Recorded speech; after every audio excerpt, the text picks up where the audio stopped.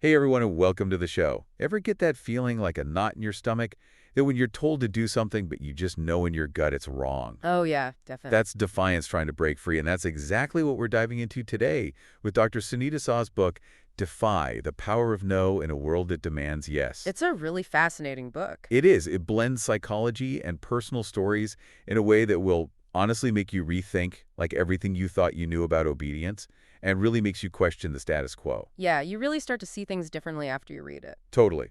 We've got the Amazon link in the description, so grab a copy and follow along with us. Yeah, join us. And hey, if you haven't already, make sure to hit that like button and subscribe for more deep dives like this one. We do these pretty regularly. We do. So, It's definitely worth subscribing. yeah, so Dr. Sah really digs into this idea of defiance. And, we usually think of it as like these big dramatic protests or like really bold stands, Yeah, like a big no. right, like storming the barricades. Exactly. But she shows how defiance actually shows up in these small everyday moments, too. It's almost like a quiet voice inside someone. Yes.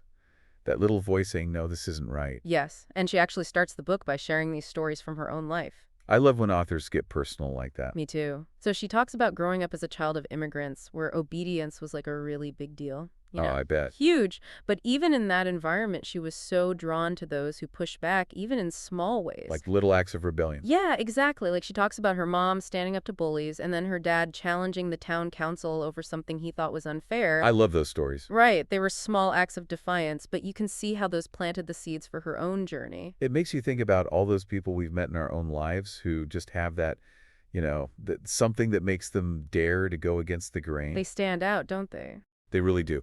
What is it about them that's so captivating? Like, is it their courage, their authenticity, or maybe a little bit of us is even envious that they're doing what we secretly wish we could? Probably all of the above. Right. So Dr. Sah actually argues that this pull we feel toward defiance, this wanting to go against the grain, it's actually rooted in our biology. Like it's in our DNA. Yeah, and she connects it to this tension that we all feel, when we're forced to comply with something that just feels wrong deep down. Like our gut is screaming no, but we do it anyway. Exactly. Are you thinking about, like, the Milgram experiment? Yes, the one where they told people to give those electric shocks. Oh my gosh, yes, that one's terrifying. So we often hear about that experiment as an example of like blind obedience. Right, like people just following orders no matter what. Exactly, but Dr. Sah has this really interesting take on it. What's that?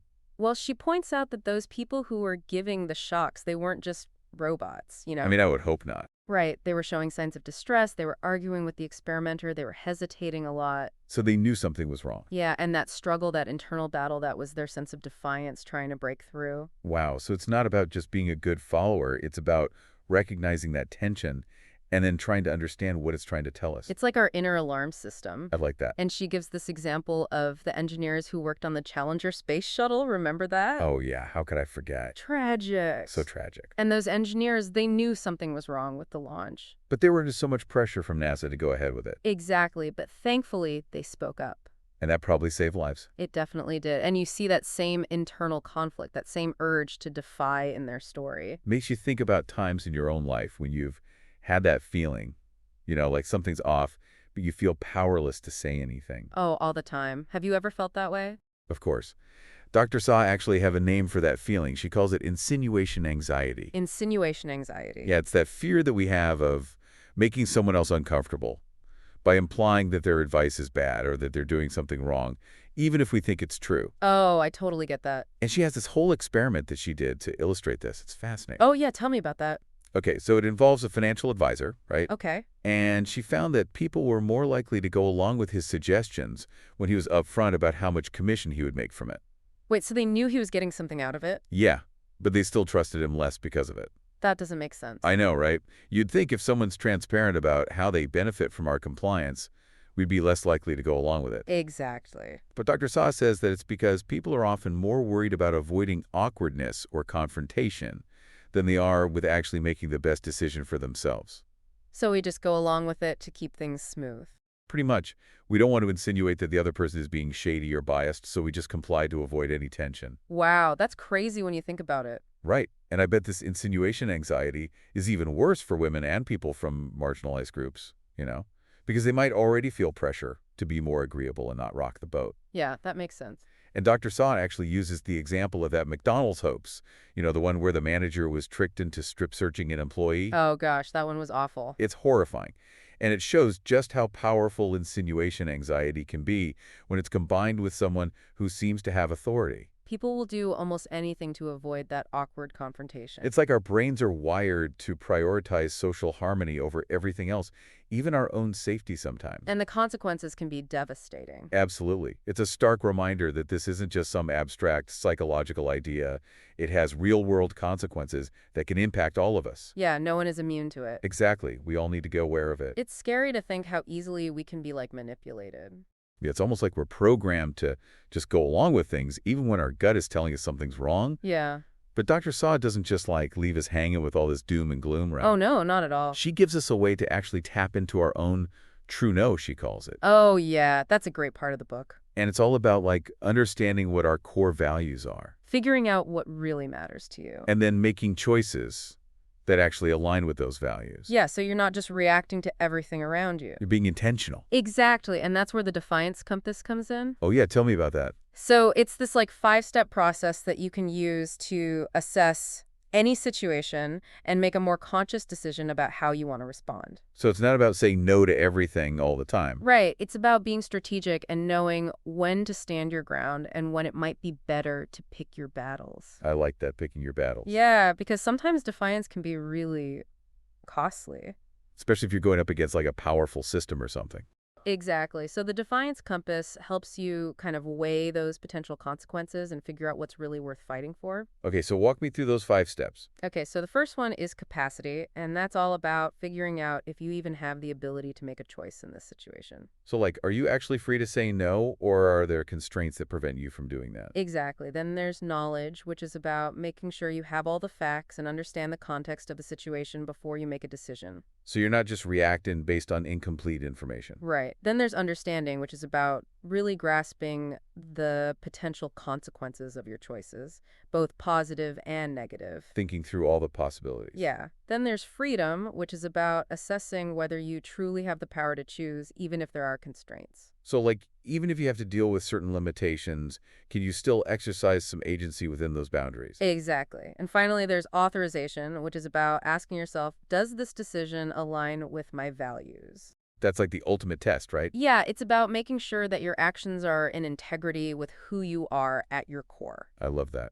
And what I really appreciate about Dr. Sah's approach is that she emphasizes that defiance is a skill you can develop and practice. It's not like you're just born with it or you're not. Right. Anyone can learn to be more defiant. And she even shares her own personal journey with this. Oh, yeah, that's a great story. She talks about how she initially complied with getting a CT scan, even though she knew it was probably unnecessary. She was worried about making the doctor uncomfortable. Exactly. But later on, she actually refused to get an X-ray when she knew it wasn't justified. She'd grown so much. She had learned to trust her intuition and stand up for herself. It's inspiring. It really is. And it shows that we can all evolve and become more assertive over time. We can all find our true no. Exactly. And you know what else I found really interesting? What's that? Dr. Sah also emphasizes that defiance isn't always about these big grand gestures or public protests. Right. It's not always about being the loudest voice in the room. Exactly. It exists on a spectrum. Like a scale. Yeah. From those quiet, almost invisible acts of resistance The little things. to those headline-making moments that change the course of history. The Rosa Parks moments. Exactly. But it's important to remember that even those big moments of defiance, they're usually built on a foundation of countless smaller acts of resistance. Like a pyramid. Yeah. And each of those smaller acts, it might go unnoticed by others, but it still has a profound impact on our own lives and the lives of those around us. It's like a ripple effect. Love that. So it's not just about being reactive to things, but about being strategic and intentional with our defiance. Yeah. Choosing your battles wisely. And she gives the example of Matthew the Marine, who chose not to fire indiscriminately, even though he was technically following orders. He was being defiant in a really subtle but powerful way. He was upholding his own moral code. Exactly. And then you have Angeli Rose Gomez, the mother who defied police inaction during the Uvalde shooting to save her kids.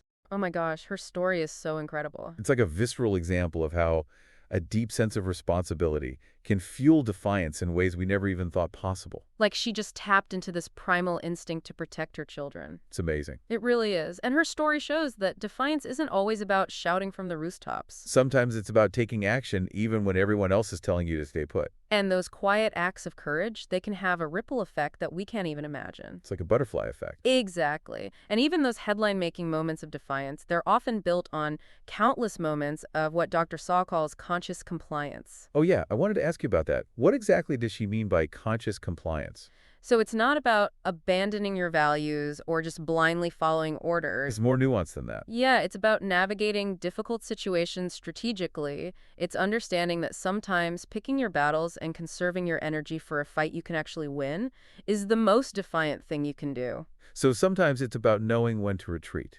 Exactly. And Dr. Saw makes it clear that conscious compliance is not the same as blind obedience. The choice. A very deliberate choice. It's a way of maneuvering through a challenging situation while staying true to yourself and your values. It makes me think about Rosa Parks. You know how she refused to give up her seat on the bus. Such an iconic moment. And it seems so spontaneous, but she didn't just suddenly decide to do that day. No, her whole life had been leading up to that moment. Years of activism and challenging segregation. She was consciously complying with those unjust laws for years, but she was also preparing herself, waiting for the right opportunity to make a stand. And when that moment came, she was ready. She was. It's like those small acts of defiance. They're like practice for those bigger moments when our values are really on the line. And Dr. Saad talks about how she used to struggle with speaking up, especially in professional settings. Yeah, she even coined that term crocodile smile. Oh, yeah. To describe that forced smile you give when you're uncomfortable but you don't want to rock the boat. Ugh, I know that smile all too well. It's like you're trying so hard to signal that you're not a threat, that you're going to play by the rules, even if you're dying inside. Yeah, and she points out how this pressure to be agreeable and accommodating can be even worse for women and people from marginalized groups. They're often expected to just go along with things and not make waves. And it's like there's this unspoken rule book for defiance, and the rules are different depending on who you are. It's not a level playing field. Not at all. And that's why it's so important to be aware of these dynamics and recognize that defiance can be more costly for some than for others. It's about recognizing those systemic barriers. Exactly. So how do we even begin to dismantle this hierarchy of defiance? How do we create a world where everyone feels empowered to speak their truth? Well, Dr. Saar argues that it starts with individuals being willing to defy in their own lives, even in small ways. Like what kinds of things?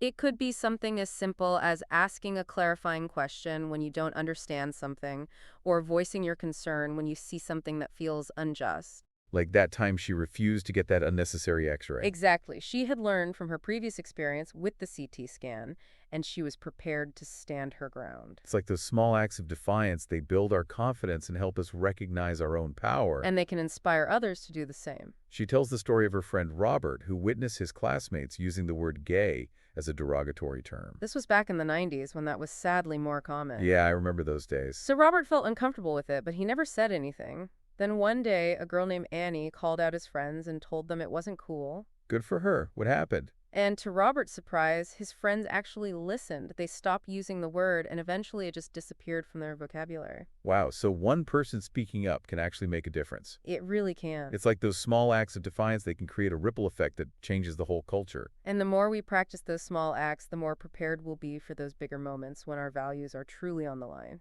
Right. Because let's be real, defiance can be scary, Oh, yeah, for sure. It can be uncomfortable. It can have consequences. but it's also so essential for living a life of integrity. And for creating a more just world. And Dr. Sah believes that we all have a duty to defy. A duty to use our voices and our actions to challenge injustice wherever we see it. And she's not talking about being some kind of superhero or anything. No, she's talking about being a moral maverick. Someone who's guided by their values and willing to stand up for what's right, even when it's hard. We can all be moral mavericks. Absolutely. It's like those ripples spreading out and creating a wave of change. Yeah, and it's not just about individuals being defiant, right? Dr. Sah talks about how we need to create systems and institutions that actually encourage and support defiance. Oh, yeah, that's so important because it's one thing to be defiant when you're on your own, but it's a whole other thing when you're up against a system that's designed to silence you. Right, like if you're constantly facing barriers or risking everything by speaking up, it's a lot harder to be defiant. Exactly. And Dr. Saw argues that we need to move away from this culture of just blindly obeying and create environments where questioning authority and challenging the status quo, those are actually seen as good things. Like assets rather than threats. Exactly, and it's about creating spaces where people feel safe to voice their concerns, to disagree, and to offer different perspectives without being afraid of getting punished for it. And that takes effort at all levels, right? Yeah, it's not just about like one person changing their behavior, it's about changing the whole culture. From individual interactions to like organizational policies, even societal norms. It's a big task. It is, but Dr. Sah uses this really powerful example of Darnella Frazier, the teenager who filmed the murder of George Floyd. Oh my gosh, yeah, she's amazing. She could have just looked away, right?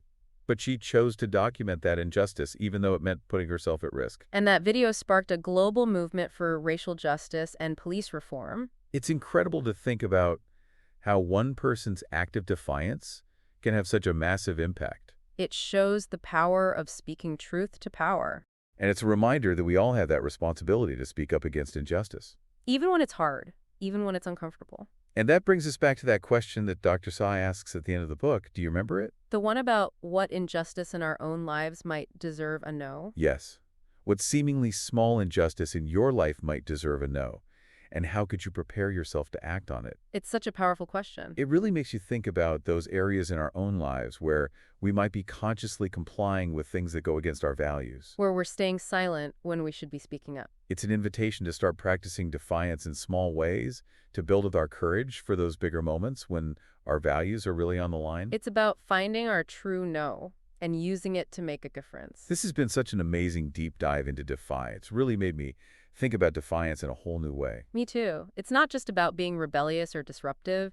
It's about living a life of integrity and creating a more just world for everyone. And Dr. Sah's message is so important, especially in today's world where we're constantly being bombarded with information and pressure to conform. It's easy to lose sight of our own values. So we need to be more intentional about cultivating our inner compass, trusting our gut, and speaking up for what we believe in. Even when it's hard. Because we all have the power to make a difference. Every single one of us. Well, that wraps up our deep dive into DeFi. We hope you found this exploration as insightful and engaging as we did.